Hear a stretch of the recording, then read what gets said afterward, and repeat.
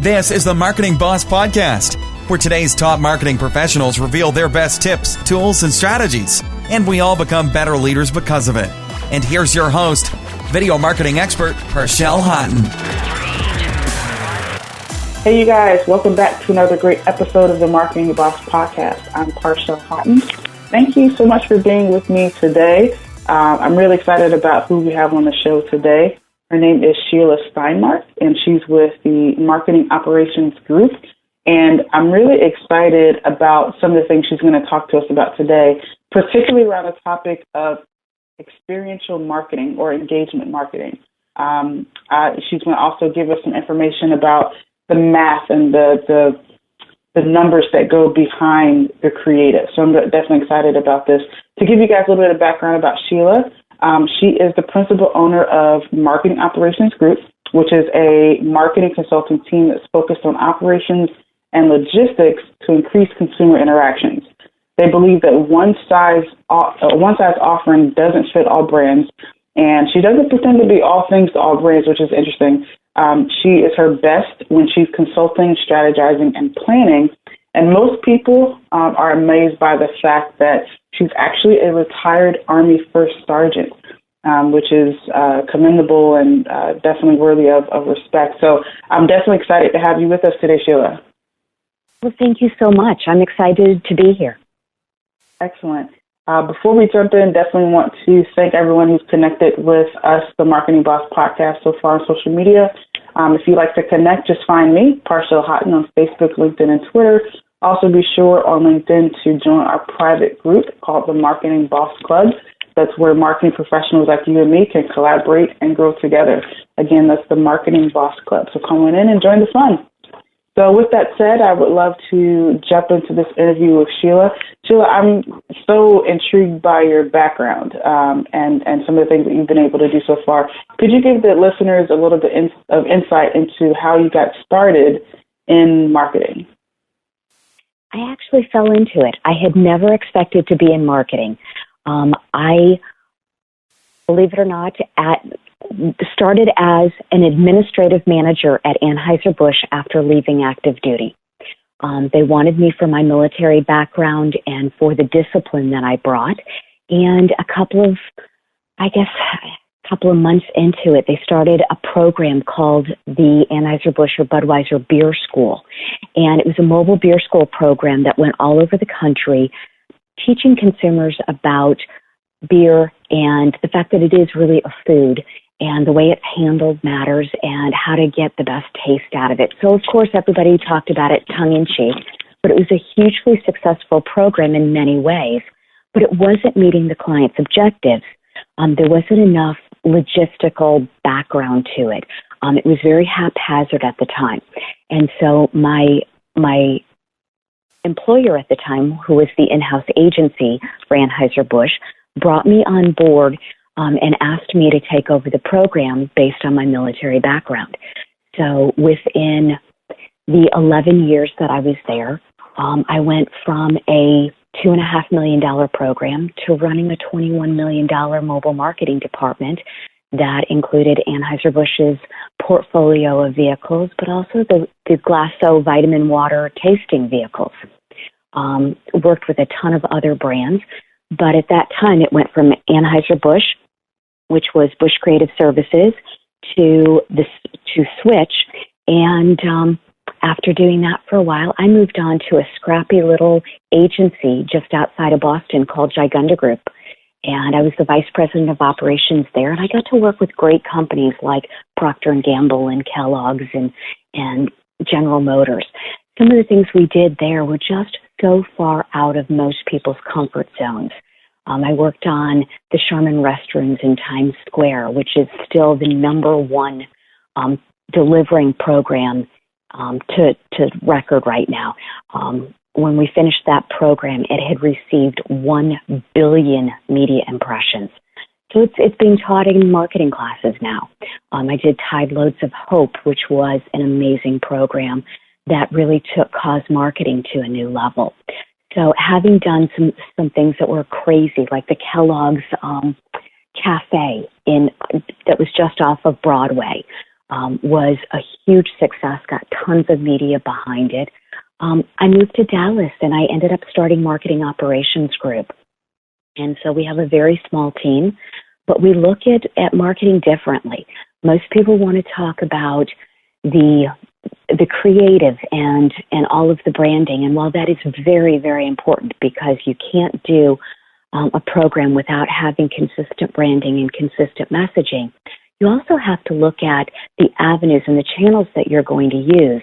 And you can spend a lot of time, a lot of resources, and a ton of money getting invested into different types of programs that don't work for your brand.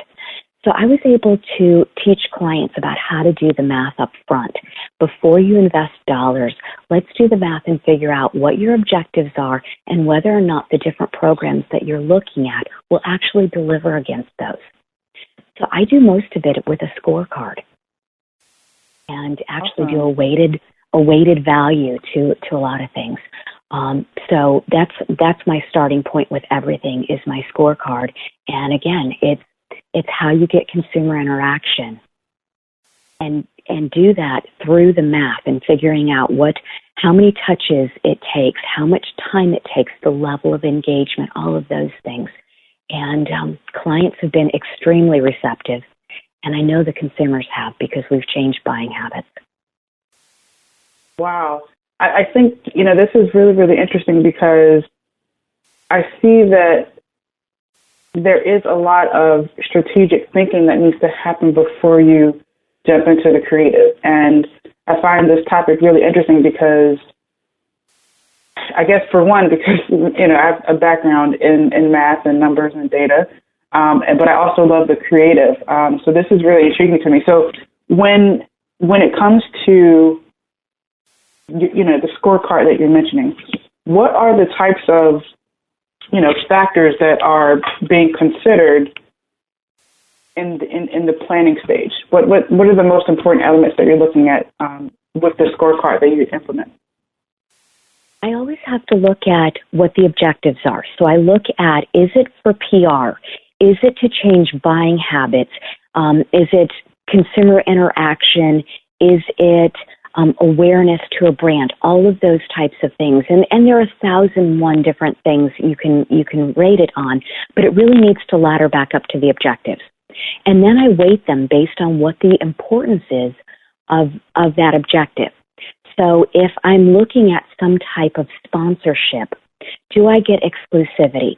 Is it a target that do they reach a target that matches my brand? Do they share the same core values? And I weight all of those things to see whether or not it's a good pairing. And then you look at the opportunity factors, which is how many people do we expect to engage? Are we exclusive? Are we going to be able to have direct contact? How much leverage and how much room do we have to negotiate or navigate through that engagement and what we choose to do on site? Whether or not there's somebody who's going to tell us what we can and can't do, how many signs we can have, how many posters, but most of all, what is our engagement and whether or not it is going to work for the group that we have the opportunity to engage with.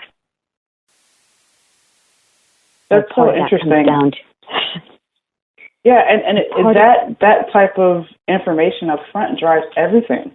It drives not only the path that you take, but what is that end goal? How do we know that we've crossed the finish line if we don't know that objective? Absolutely. It's also important, though, to think about how many people you can touch and how long that engagement should be. So you know that if you're working with millennials or you're hoping to talk with millennials, you know that you have to spend less time with them, but talk to them more often.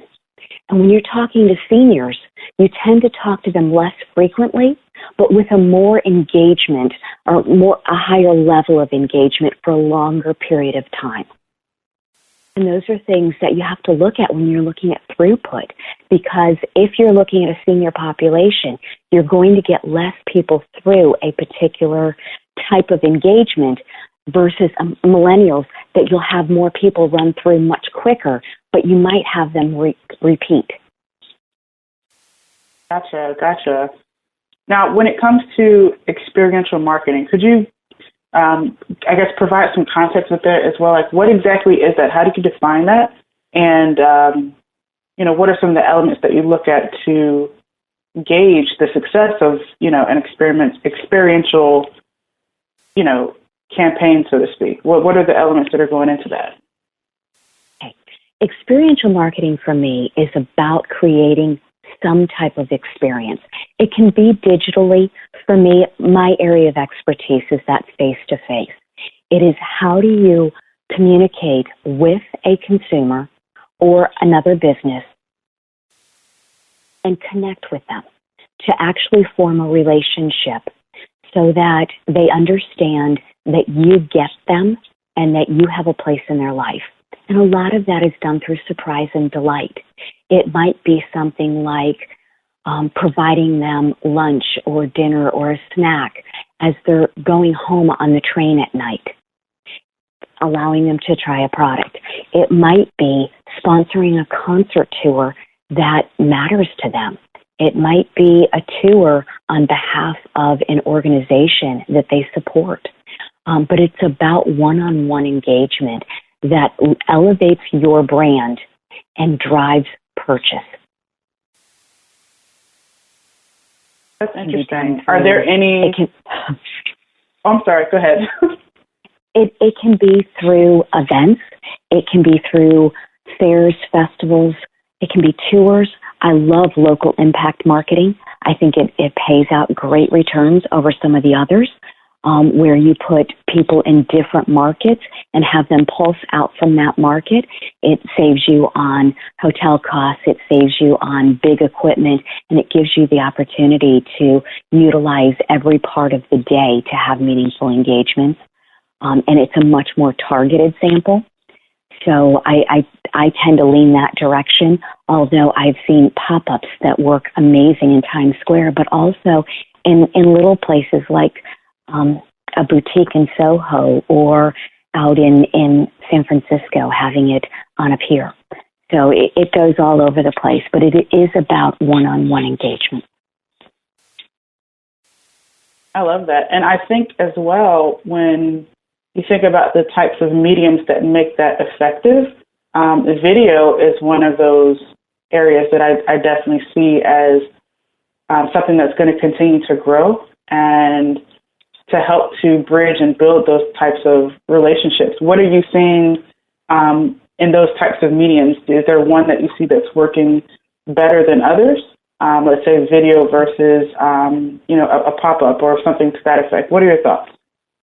I love video. I will tell you that I had a client who wanted to sample 1 million samples, but it was a product that needed to be microwaved, and they wanted to do one microwave at a time, and logistically it didn't make sense. So instead, we talked them into rethinking, and we went with these great videos that really engaged people, and they were fun and they were funky. And I worked with Second City out of Chicago to do so much of the scripting and so on, and they did a great job. And working with a great video partner like your team is amazing to be able to provide video that creates a content that people feel like they know your brand and that you get them. Other scenarios, I just got done doing a virtual reality of my balloon that I do for Folds of Honor. Folds of Honor is a charity that provides scholarships to children of fallen or disabled soldiers. And they have a partnership agreement with Rite Aid, Unilever, Johnson & Johnson, and Nestle. And these brands came together and built this beautiful hot air balloon. And we take it on tour. But we can only reach so many people. But we were able to do a virtual reality of our balloon and put it online. And people love it. And it tells the story. And it's called the Dream Ship because it's the images of the children, the balloon artwork itself, the children created as their dream of what they want to be when they grow up. So when the Dream Ship launches, so do their dreams. And people get to see that in a video and feel like they're taking part of it.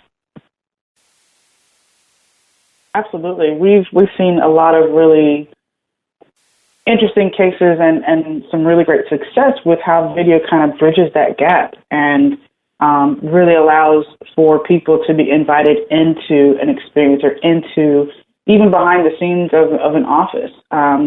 One of the things that we're noticing as well is that marketing and the message that is going out and how it's packaged has this transparency behind it.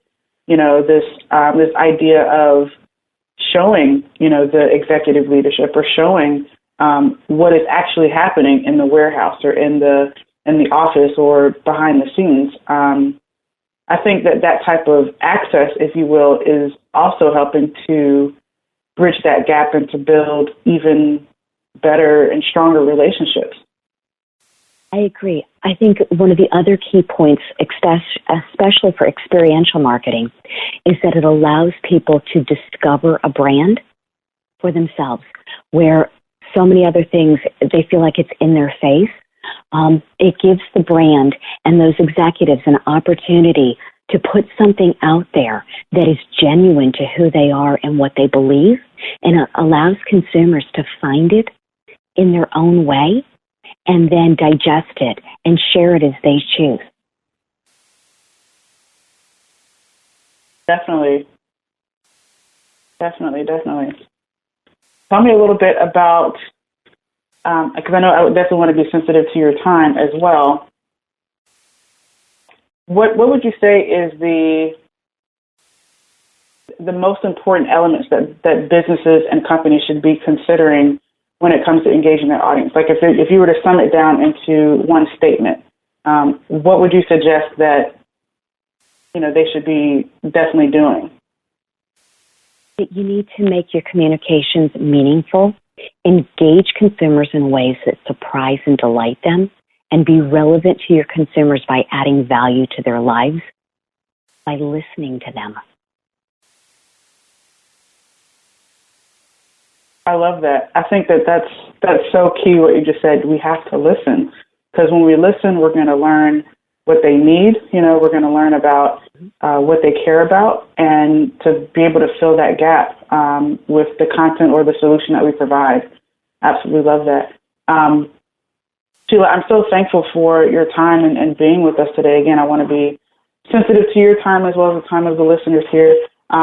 As we wrap up, would you share any other last words of advice that you might have, and how people can reach you if they would like to talk further or, ask you some additional questions? Please hit my website, marketingopsgroup.com. There's a link. That email goes directly to me so that you don't have to worry about spellings and all of that, but Marketing Oscar Papa Sierra group.com.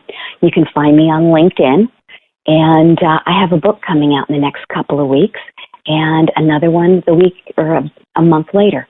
So I would love for you to check me out on Amazon and start dialogue. Perfect. That's so exciting. Well, Sheila, thanks again for being with us today. This has been absolute gold. I love talking to marketing people. I mean, it's just, we talk the same language, and I love how you were able to just give us a little bit of insight as well in bridging that in terms of math. So that's always a huge plus. I really enjoyed that. So thanks again for being with me today. I really appreciate it. Thank you. It's been a pleasure. Awesome. Well, you guys, that does it for this episode. Thank you so much for tuning in. Until next time, remember, a good boss is a good leader. Let's go out there and serve our gift to the world. You're the boss. Thanks, guys. Thanks so much for listening to the Marketing Boss Podcast with your host, video marketing expert, Parshell Houghton. We'll catch you next time.